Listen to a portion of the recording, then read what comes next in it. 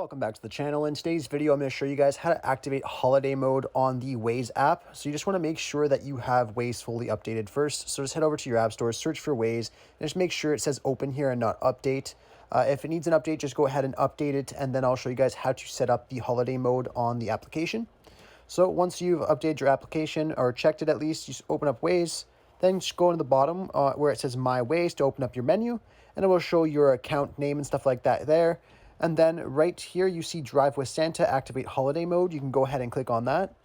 And then here you have three options to activate. You can activate like a Santa character that will appear on the map. That will be how you appear on the map at least. And then you could have your car icon being a sleigh.